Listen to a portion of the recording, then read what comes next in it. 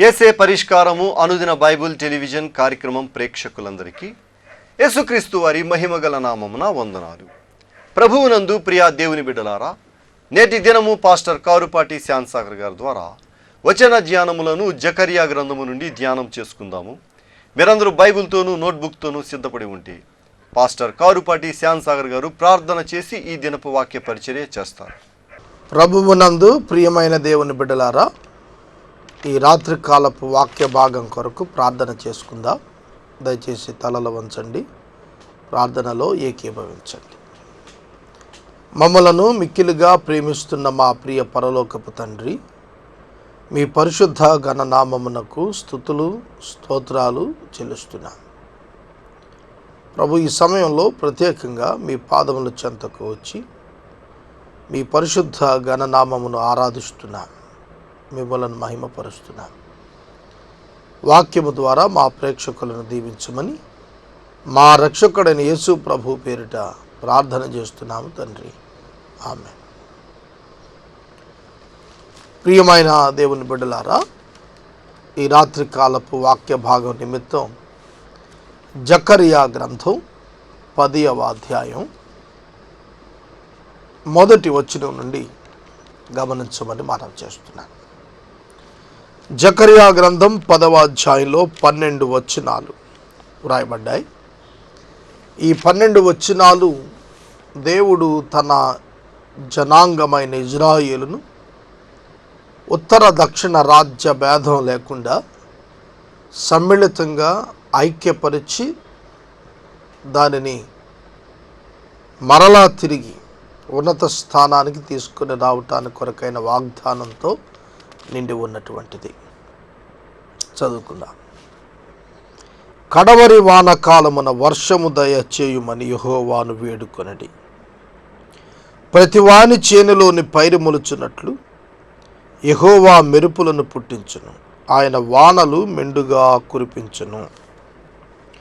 మొదటి వచనం చాలా శ్రేష్టమైన సందేశం కలిగిన వచనం. ఈ దినాన ఆస్తికులు నాస్తికులు రెండు వర్గాలు మానవులందరూ కూడా. దేవుడు ఉన్నాడని నమ్మేవారు ఆస్తికులు, దేవుడు లేడు అనేవారు నాస్తికులు. ప్రపంచంలో ఆస్తికుల శాతం చాలా ఎక్కువ నాస్తికుల కంటే కూడా.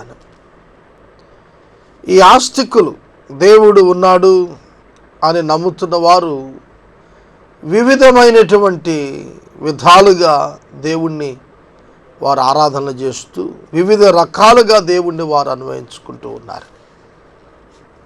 వాటిలో భాగంగానే సమాజంలో ప్రకృతిని స్వాధీనం చేసుకున్నవాడుగా, ప్రకృతిని శాసించగలిగినటువంటి వానుగా ఉన్న దేవుడిని కొలవటానికి, ఆరాధించటానికి ప్రజలు ఇష్టపడతారు. చూడండి, వర్షము, వేడి, శీతలం, చలికాలం, ఈ మొదలైనటువంటి ప్రకృతి సంబంధమైన పరిస్థితులను బట్టి ఆయా ప్రజలు వారి వారి యొక్క దైవములను వారు కొలవటం ఈ దినాల్లో కనిపిస్తుంది. అయితే బైబిల్ గ్రంథం చెబుతున్న మాట, వర్షం ఎవరి స్వాధీనం? దేవుని స్వాధీనం. వర్షం ఇవ్వగలిగిన వాడెవరు? యెహోవా దేవుడు. బైబిల్ గ్రంథం సాక్ష్యం చెబుతాను. ఈ వచనంలో తొలకరి వాన, కడవరి వాన, ఈ కడవరి వాన అనుభవం వర్షాకాలం, వర్షము దయచేయమని యెహోవాను వేడుకోండి. వ్యవసాయదారుడు తొలకరి వాన, కడవరి వాన వీటిని బేస్ చేసుకుని వ్యవసాయం చేస్తాడు. ఈ కడవరి వాన కొరకు వ్యవసాయదారుడు ఎదురు చూస్తుంటాడు. ఎందుకట? ఆ ఫలం అనుభవించటానికి అనుకూలంగా తయారవ్వాలంటే వర్షాలు అవసరం. అందుకని అంటాడు, ప్రతివాని చేనిలోని పైరు మొలుచునట్లు యెహోవా మెరుపులను పుట్టించును, ఆయన వానలు మెండుగా కురిపించును. ఈ మాట అండర్లైన్ చేసుకోండి. ఆయన వానలు మెండుగా కురిపించును. వర్షాలేమి పరిస్థితులు మధ్య ప్రతి రైతు ఆధారపడదగినటువంటి దేవుడుగా బైబిల్ గ్రంథం నందున్న ప్రభు మనకు కనిపిస్తున్నారు. ప్రకృతి ఆయన స్వాధీనం, ఆయన నోటి మాట చేత కలిగినది ప్రకృతి. ఈ మధ్యకాలంలో టీవీలో కొన్ని శాస్త్రపరమైనటువంటి హిస్టారికల్ ఈవెంట్స్ మరియు సృష్టి రహస్యాలను గురించినటువంటి విషయాలు చెబుతున్నప్పుడు 650 కోట్ల సంవత్సరాలకు పూర్వం సంభవించినటువంటి సంభవంగా ఈ భూమి నీటిలో ముంచబడిన అనుభవం చెప్పటం నేను విన్నాను. శాస్త్రవేత్తలు కనిపెట్టారు. బైబిల్ గ్రంథం దాన్ని ధృవీకరించింది. పేతురు పత్రికలో పేతురు మునుపున్న ప్రపంచం అని రాస్తూ ఈ ఏంజల్స్ దేవదూతల కాలంలో జరిగిన సంఘటన, వారి అవిధేయతను బట్టి భూమిని సముద్ర జలములలో ప్రభు ముంచివేయటాన్ని గురించి రాశాడు. కనుక ప్రకృతి అంతా కూడా ఆయన వాక్కు చేతనే కలిగింది. సృష్టి యావత్తు ఆయన వాక్కు ద్వారానే కలిగింది. మానవుని యొక్క సంపూర్ణమైన నిర్మాణానికి పూర్వమే ప్రభువైన దేవుడు ఈ సమస్తాన్ని మానవుని కొరకే సృష్టించాడు. చూడండి, భారత శాస్త్రవేత్తల ముందంజ వేసి చంద్రమండలం పైన నీరుందని కనుగొన్నారన్నాడు. పరిశోధనల్లో కోట వెలుపట్టుకొస్తోంది. బైబిల్ గ్రంథం వీటన్నిటిని ధృవీకరించి మాట్లాడుతోంది. ప్రాక్టికల్గా మనం ఆలోచించినప్పుడు యేసుక్రీస్తు ప్రభువు దేవుడు అని నమ్మటానికి కావలసిన రుజువులు శాస్త్రపరంగా కూడా లభ్యమవుతున్నాయి, వాక్యాధారంగా లభ్యమవుతున్నాయి అనేది మనం తెలుసుకోవాలి. ఆయన ప్రతివాని చేను పండేటట్లుగా మెండుగా వానలను ఇచ్చేటువంటి దేవుడు అన్నాడు. ప్రతి రైతు సంతోషించేటట్లుగా చేయగలిగిన వాడు మన ప్రభువు. గృహదేవతలు వ్యర్థమైన మాటలు పలికిరి, సోదగాండ్రకు నిరర్థకమైన దర్శనాలు కలిగాయి, మోసముతో కలలకు భావం చెప్పారు, మాయగల భావములు చెప్పి ఓదార్చారు. కాబట్టి గొర్రెల మంద తిరుగులాడినట్లు జనులు తిరుగులాడిరి, కాపరి లేక బాధ నొందిరి.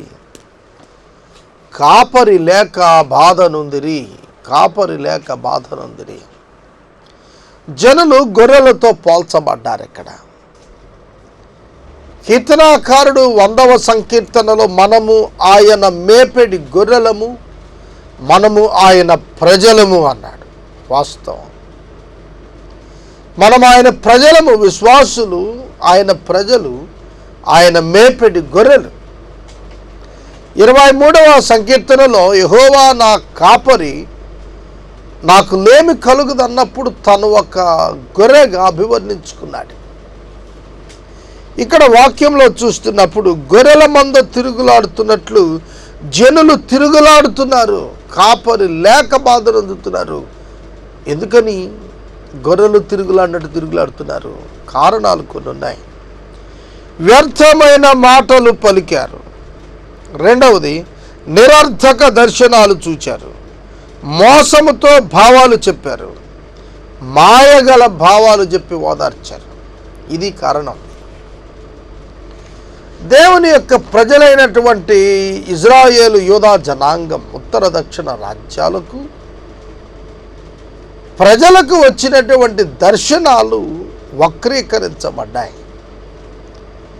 వాటికి అర్థం చెప్పేవారిగా బాధ్యత పెద్దరికం తీసుకున్న వారు వ్యర్థమైన మాటలు పలికి నిరర్థకమైన దర్శనాలను కని వాటి వివరాలు ఇష్టానుకూలంగా చెప్పారు. ఈ దినాల్లో కూడా ఇట్లాంటి వాళ్ళు ఎక్కువైపోయారు. సోదగాండ్ర వ్యవహారంలా ఉంది ఈ దినాల్లో కూడా. అనేక మంది దర్శనమును ఆధారం చేసుకొని దీనిని ఒక వ్యాపార కేంద్ర దృష్టితో మరల్చిన అనుభవాలు కూడా నేటి క్రైస్తవ సమాజంలో లోపంగా అక్కడక్కడ కనిపిస్తున్నాయి. ఎందుకంటున్నానంటే మాయగల భావాలు చెప్పి ఓదార్చారు. వాస్తవమైన అర్థం తెలియదు, వారికి ఏది అనిపిస్తే అది, ఏది లాభం ఉంటే అది చెప్పి ఓదార్చారు. దీని వలన భక్తి నీరు గారిపోతుంది. నిజదేవుని పైన ఉంచాల్సిన విశ్వాసం, ఉంచవలసిన విశ్వాస్యతలో కొరతలు ఏర్పడతాయి. సోదరుడా, సోదరి, ఈ రాత్రికాలం నువ్వు దీన్ని గుర్తెరగాలి. నీ జీవితాన్ని బండ మీద కట్టుకో, అనగా వాక్యంపై నిర్మించుకో. బండ మీద పునాది వేయబడిన పట్టణం అది ఏ విధంగా స్థిరంగా ఉంటుందో, గాలివానలు వరదలు వచ్చినప్పుడు అది ఎట్లా నిలబడుతుందో, అలా మన జీవితాన్ని వాక్యం అనే ఆధారంపై కట్టుకోవాలి తప్ప దర్శనాలపై, దర్శన భావాలపై ఆధారపడితే ఆధ్యాత్మిక ప్రమాదంలో ఉన్నామని గుర్తెరగాలి. నా కోపాగ్ని మండుచు కాపరుల మీద పడును, మేకలను నేను శిక్షించదను. సైన్యములకు అధిపతియగు యెహోవా తన మందయగు యూదావారిని దర్శించి తనకు రాజకీయములకు అశ్వముల వంటి వారినిగా చేయును. దేవుడు తన ప్రజలను గూర్చిన ఆదరణ మాటలు తెలియచేస్తున్నాడు. నా కోపాగ్ని మండుచు కాపరుల మీద పడును. దేవుని ఉగ్రత అబద్ధ బోధకులుగా ఉన్న కాపరుల మీద పడుతుంది. సోదరుడా, సోదరి, కాపరు యొక్క బాధ్యత మందను భద్రంగా కాపాడటం. మందను అదిరించి బెదిరించి బతికే పద్ధతి కలిగిన ప్రతి కాపరి నష్టపోతాడు. యూదావారిని దర్శించి సైన్యములకు అధిపతియగు యెహోవాట రాజకీయములకు అశ్వముల వంటి వారుగా చేస్తాడట. బలాఢ్యులుగా చేయబోతున్నానని దేవుడు యూదావారికి సంకేతాలు ఇస్తున్నాడు.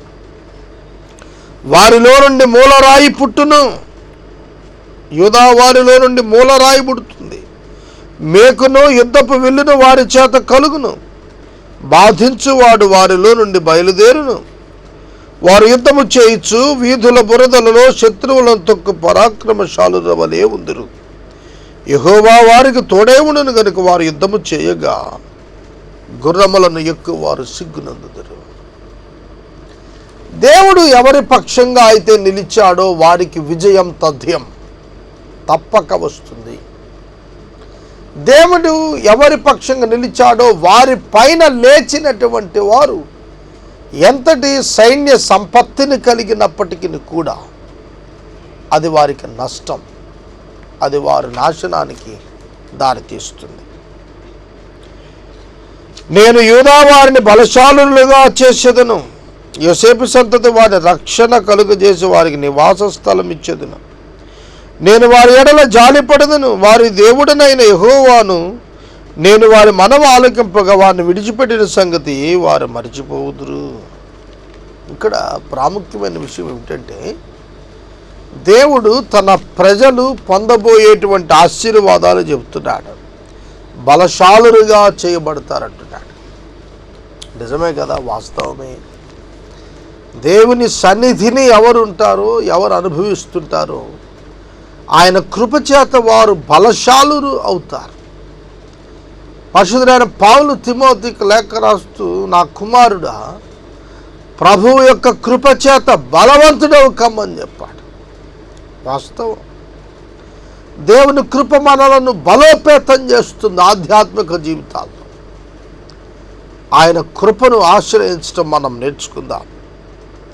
నేను వారి ఎడల జాలిపడతాను, రక్షణ ఇస్తాను, నివాస స్థలాన్ని వారికి ఇస్తాను. చెరలోనున్నప్పుడు నివాస స్థలం లేదు వారికి. చెర నుండి విమోచించిన దేవుడు మరలా తిరిగి యెరూషలేములో నివాసులైన వారికి నివాస స్థలాన్ని వాగ్దానం చేస్తున్నాడు. దేవుడు ఆహారమే కాదు, వస్త్రం మాత్రమే కాదు, ఆరోగ్యం మాత్రమే కాదు, వారు నివసించుటకు అవసరమైన నివాస స్థితిని ఇవ్వటానికి కూడా దేవుడు ఇష్టపడుతున్నాడు.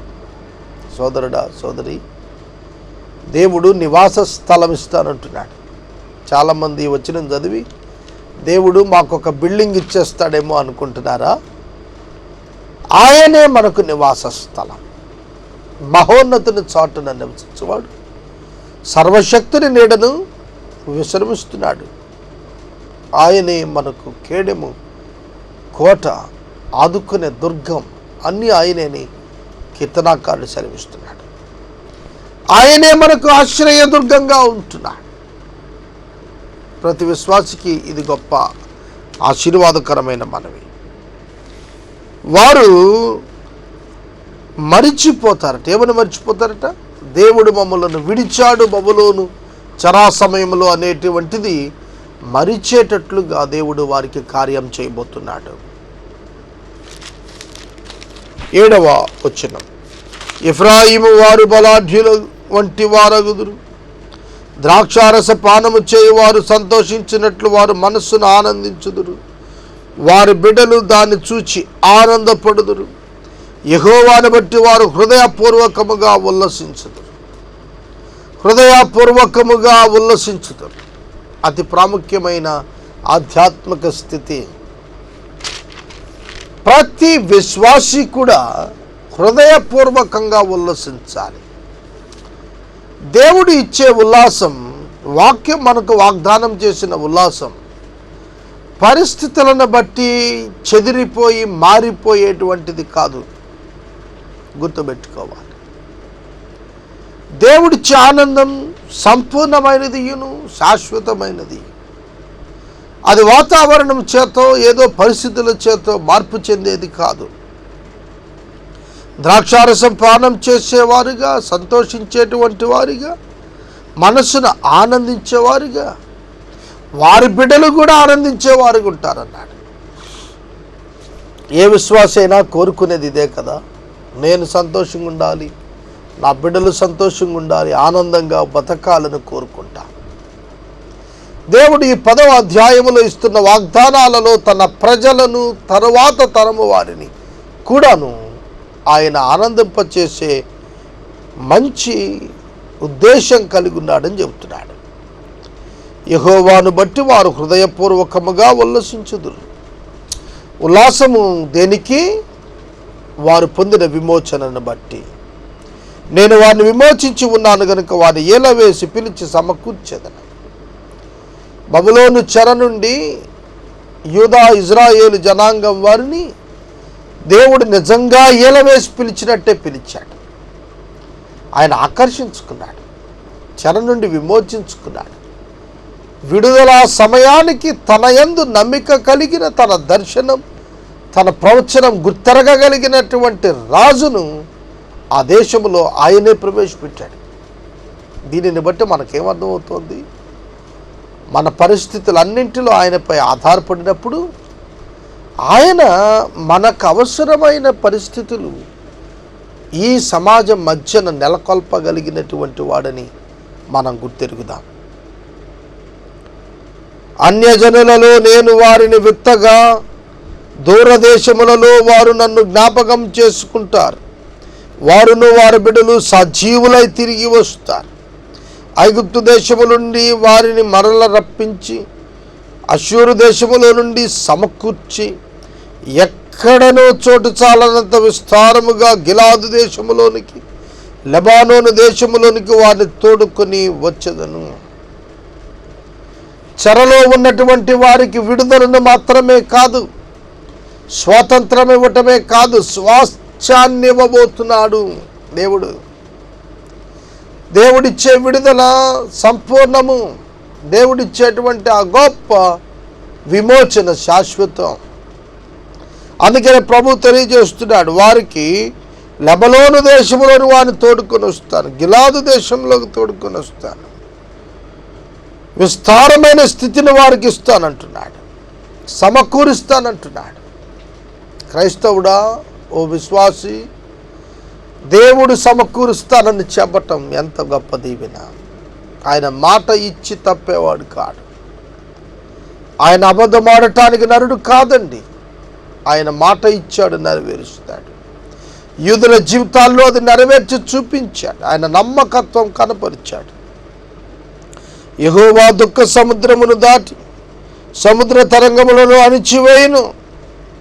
దుఃఖ సంద్రం, ఇది పసిఫిక్ ఓషన్ లాంటిది కాదు. దుఃఖ సంద్రం అంతరంగంలో ఉంటుంది. దుఃఖ సంద్రము అనే పదం హృదయానికి సంబంధించినటువంటిది. సముద్ర తరంగములను అణిచివేస్తాడు. ఎటువంటి కల్లోల పరిస్థితులు నీ అంతరంగంలో నుండి లేస్తున్నా వాటిని అణిచివేయగల సమర్థుడు. మార్క్సు వార్త 4వ అధ్యాయంలో భౌతిక సముద్రాన్ని అణిచిన ఆ యేసుక్రీస్తు ప్రభు నీ అంతరంగంలో రేకెత్తుతున్న ఆ బలమైనటువంటి సమస్యలనేటువంటి కెరటాలను అణిచివేయలేడా? ఆలోచించు. ఆయన అణచగల సమర్థుడు.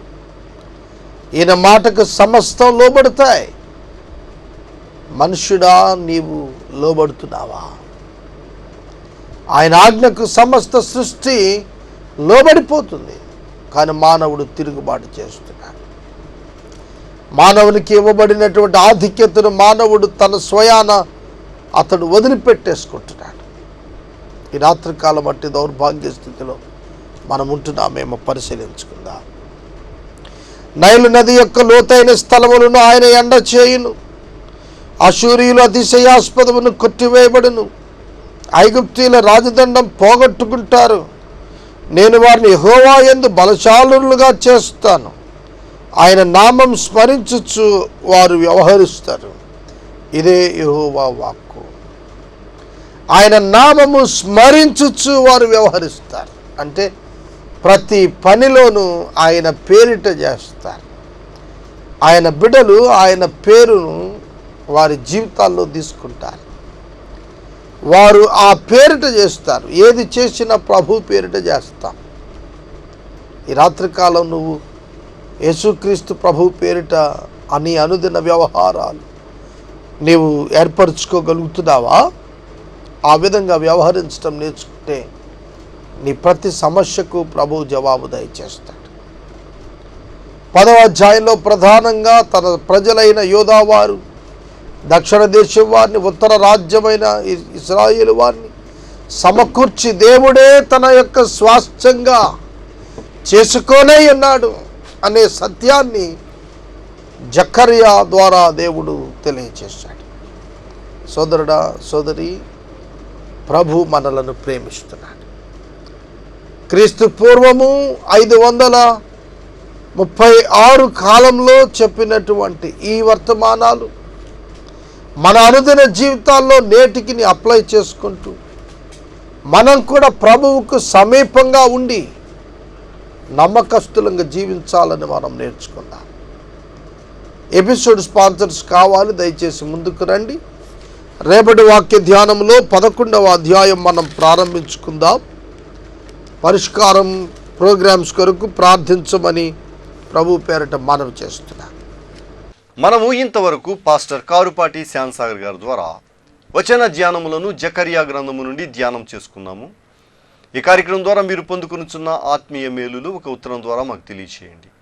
మీ ప్రార్థనా మనవులు మాకు తెలియచేస్తే ఏసే పరిష్కారము కార్యాలయంలో ఏర్పాటు చేసిన ప్రత్యేక ప్రార్థనా శిబిరంలో మీ కొరకు ప్రార్థిస్తాము.